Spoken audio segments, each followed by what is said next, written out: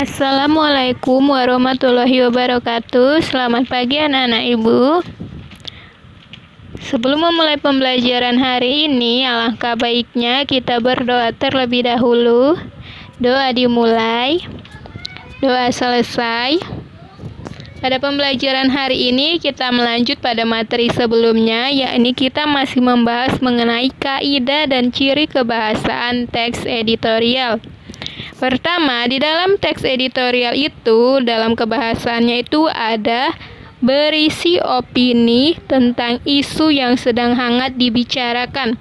Seperti yang kita ketahui, opini itu adalah pendapat, penilaian, ataupun pendirian.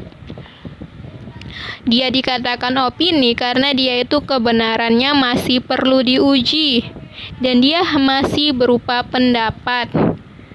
Contoh kata-kata yang menjadi ciri penanda opini itu adalah kata mungkin, sebaiknya, diperkirakan, bisa juga kata menurut saya, sepertinya, bagus sekali, dan sejenisnya.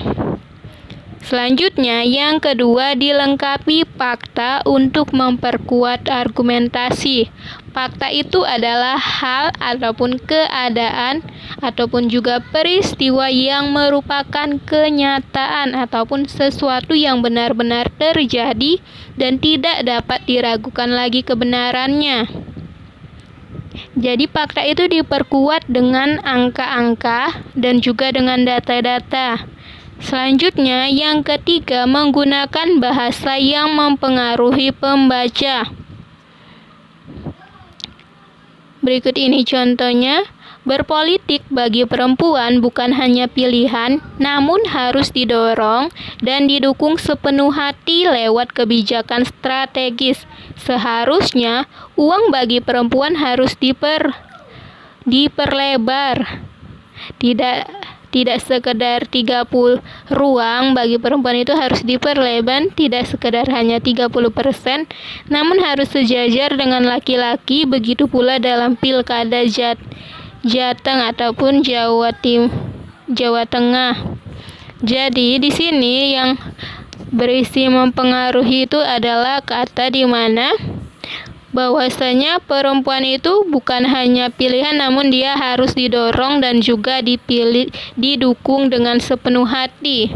Inilah dia kata-kata dukungannya ataupun kata-kata yang bersifat mempengaruhinya. Selanjutnya,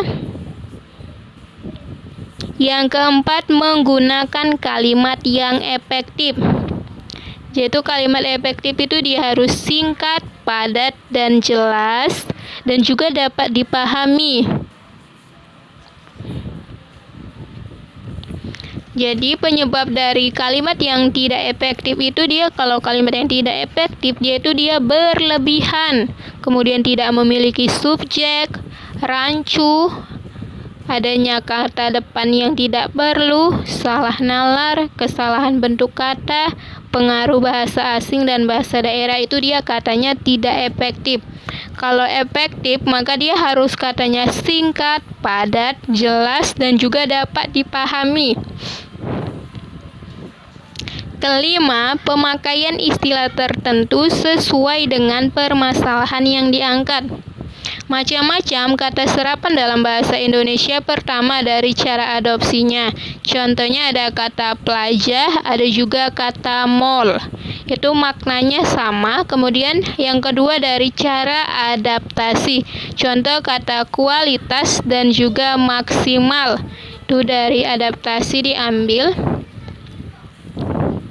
Kalau namanya kita berkualitas maka juga sama, maknanya sama. Kualitas itu maka dia harus dicapai dengan cara yang maksimal. Kemudian cara penerjemahan, contoh ada kata uji coba, juga ada kata rintisan proyek. Itu dari penerjemahan, cara pengambilan kata serapan. Kemudian ada cara kreasi, contohnya ada ulang-alik, Ada juga kata suku cadang, itu dia kata serapan. Jadi kata serapannya itu ada kata plaja untuk yang adopsi, ada adaptasi kata kualitas, ada penerjemah kata uji coba, kemudian ada kata kreasi, ada kata ulang-alik. Itu dia contoh dari bahasa serapan atau kata serapan.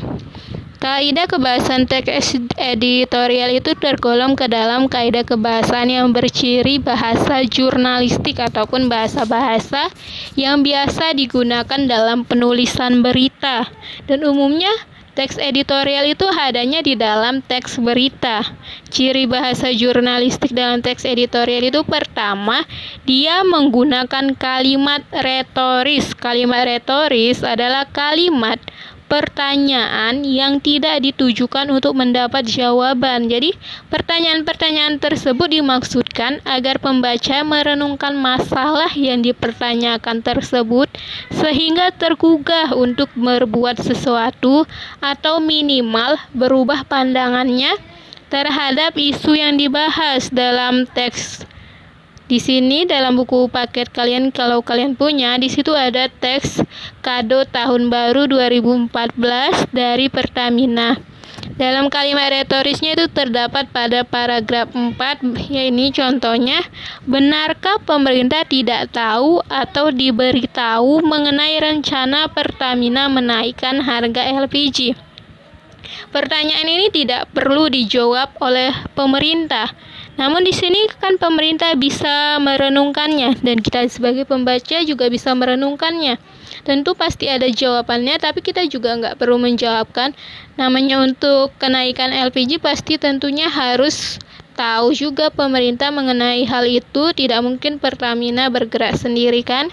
Harus ada sumbang siur ataupun musyawarah juga dengan pemerintah. Jadi ini dia tidak ada jawabannya, tapi kita cukup merenungkan masalahnya. Sehingga kita bisa berbuat untuk isu itu, kita bisa menanggapinya bagaimana. Selanjutnya ada kata adverbia. Adverbia itu merupakan bahasa yang dapat mengekspresikan sikap eksposisi ataupun juga meyakini pembaca dapat diperlukan untuk ekspresinya itu kepastian yang bisa dipertegas dengan kata keterangan. Jadi ataupun juga adverbia prekuitatif. Jadi adverbia yang menggambarkan makna berhubungan dengan tingkat kekerapan terjadinya sesuatu yang diterangkan adverbia itu. Kata-kata yang digunakannya itu antara lain kata selalu, biasanya, sebagian, besar waktu, kadang-kadang, sering, jarang. Itu dia contoh dari kata adverbia. Selanjutnya ada konjungsi. Konjungsi itu adalah kata yang digunakan untuk menghubungkan kata dengan kata, klausa dengan klausa, kalimat dengan kalimat. Konjungsi digunakan pada teks editorial adalah konjungsi temporal, konjungsi penegasan, dan juga konjungsi kausalitas. Konjungsi temporal itu adalah kata sambung yang menyatakan hubungan waktu. Konjungsi penegasan adalah kata sambung yang menegaskan bagian kalimat yang telah disebutkan sebelumnya. Kemudian konjungsi kausal adalah konjungsi yang menghubungkan sebab akibat. Seperti contohnya itu ada kata bahkan. Kalau dia berhubungan dengan waktu, setelah itu, selanjutnya.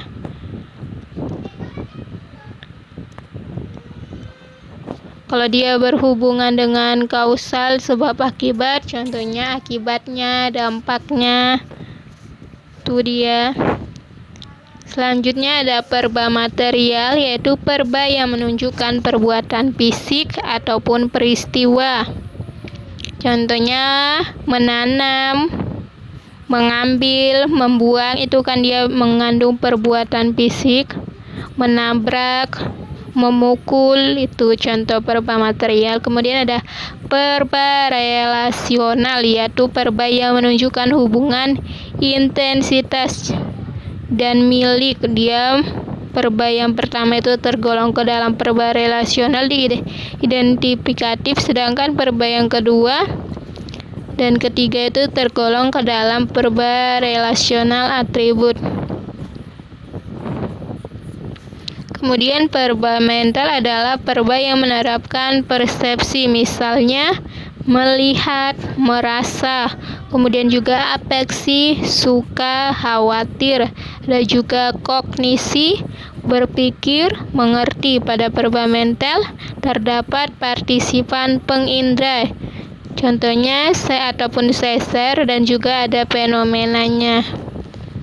Kosakata itu adalah pembendaharaan kata-kata, mencangkup dia aktual, yaitu yang sedang terjadi dan dibicarakan banyak orang. Fenomenal, dia itu luar biasa, hebat, dan dapat dirasakan oleh panca indera. Editorial itu adalah artikel dari surat berita yang mengungkapkan pendirian editor. Kemudian juga ada modalitas, menyatakan cara pembicara bersikap terhadap suatu situasi dalam komunikasi antar pribadi. Kemudian ada nukilan, dari kutipan yang dicantumkan pada suatu benda. Ada juga tajuk rencana, yaitu karangan pokok dalam surat kabar. Kemudian ada teks opini, wadah untuk mengemukakan pikiran. Ada juga keterangan aposisi, memberi penjelasan kata benda. Kemudian ada keterangan pewatas, yaitu keterangan tambahan yang memberi keterangan kata benda. Ya, sekianlah pembelajaran hari ini. Jika ada yang ingin ditanyakan, bisa ditanyakan melalui WhatsApp kepada Ibu. Untuk pembelajaran ini Ibu akhiri. Wabillahi taufiq wal hidayah. Wassalamualaikum warahmatullahi wabarakatuh. Kemudian nanti akan ada tugas yang akan Ibu berikan kepada kalian, namun tidak di dalam file ini. Nanti Ibu berikan filenya secara terpisah. Ibu akhiri pembelajaran hari ini. Wabillahi taufiq wal hidayah. Wassalamualaikum warahmatullahi wabarakatuh. Selamat belajar, selamat beraktivitas, dan jangan lupa tetap menjalankan protokol kesehatan.